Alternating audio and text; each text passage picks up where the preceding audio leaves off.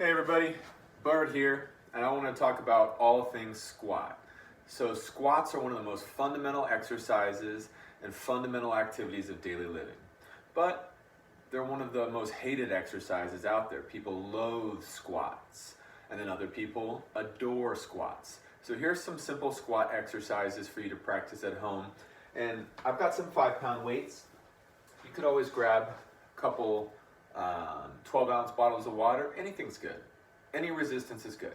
So the first step in having a successful squat is having a squat area.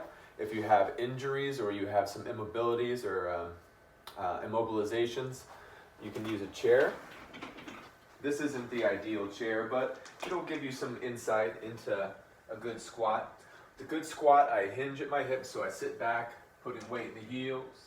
Now all my weight's transferred to the chair, so I'm safe in case I have some instabilities. I reach forward as I stand up, and that's a perfect chair squat. Now this chair is a little bit higher.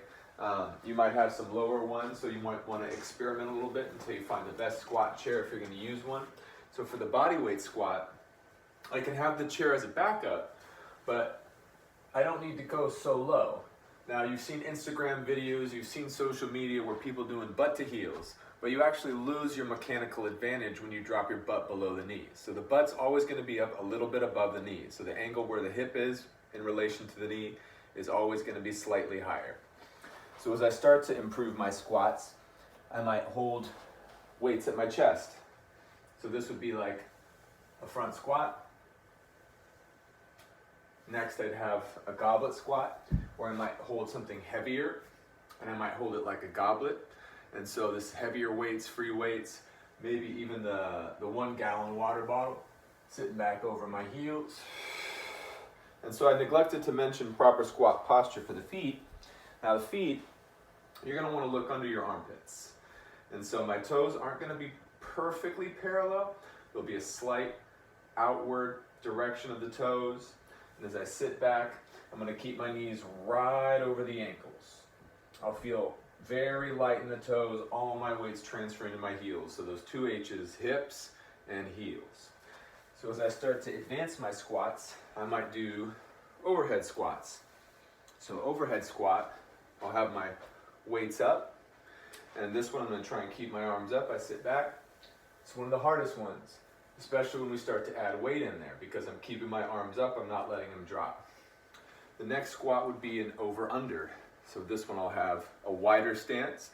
I'll have one arm up, one arm down, and I can switch. If I have the lighter weights, it's a lot easier to switch quickly.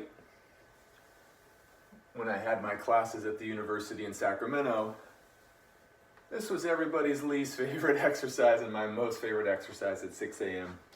I can do a squat to press, where I have my weights here, and then I push up into a press.